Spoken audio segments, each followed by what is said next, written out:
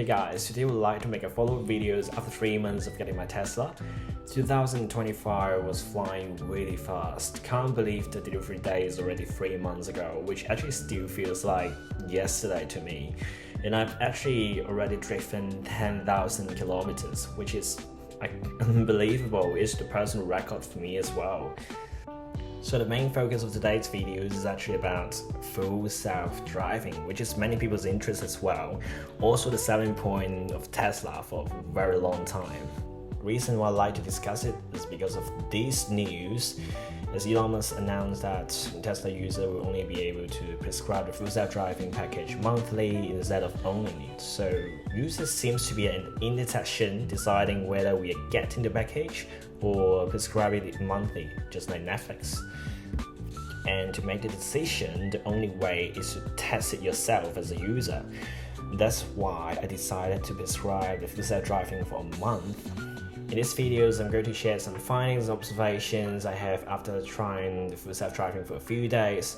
I'm not trying to be too cherry-picking because I believe many people know how smooth it may work. Instead, I'm appear to be a bit more conservative in this video.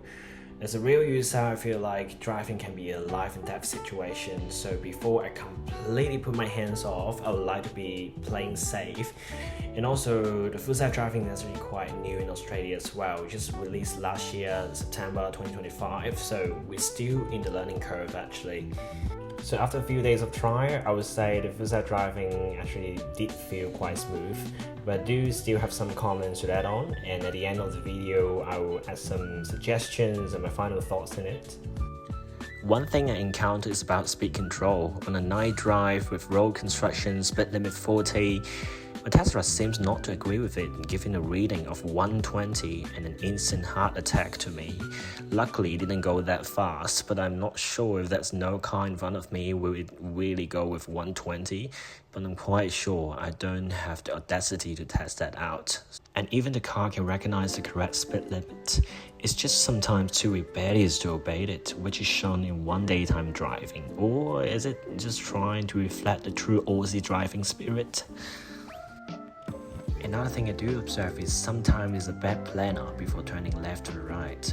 In this situation, we're going to make a left turn, but apparently at the very last moment, we're still stuck at the middle go straight lane, which it should have made earlier lane changes.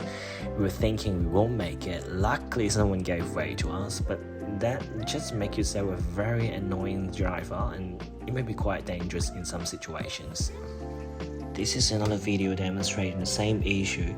Again, it wanted to turn right, but very late lane changes, still stuck at the middle lane at the very last moment. It wanted to change lane, but no one's giving way to you. Very expected. But the more dangerous part is after the green light, it wants to stop a while in the intersection, even attempt to turn right a bit, which forced me to disengage the full self-driving, which is quite dangerous to me. Another issue is Tesla's inbuilt navigation system is not too sensitive to real road changes. In this case, it's a road construction, but Tesla's navigation fails to recognize that. It's quite commonly reported in different forums that the inbuilt navigation of Tesla is neither Apple Map or Google Maps, so it's not too accurate, and we have to pay extra attention all the time. Another thing is the system is not too mature to interpret different road situations. For example, this kind of S-turn is quite common in Melbourne's local road to slow you down, but the system seems to fail to recognize it and bump into the opposite side of the road, which is again quite dangerous. Overall, I would say the full self-driving is doing very impressive jobs in turning lane changes. The interface looks much more sophisticated, like it's really using the full potential of your car's technology. For long-time highway cruising, driving is actually a really great mental relief, but for the rest of the time, and basically all the time, I still recommend paying full attention to the road.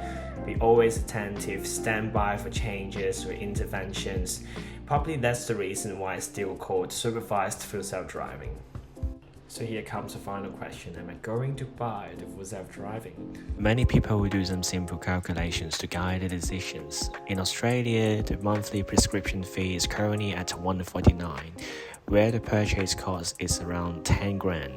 The break-even time is around 5.6 years, which means if you consecutively subscribe to the Full Self-Driving every month for 5.6 years, it will roughly cost the same as buying it one-off. But we also have to bear in mind that the subscription fee for Tesla Full Self-Driving is constantly changing. Historically, the graph just looked like a roller coaster, or basically a stock market. So there's a risk involved if you're going with the subscription model instead of buying it one-off. And the final question is, am I going to buy it?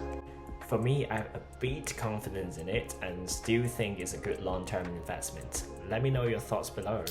That's all for today's video. See you!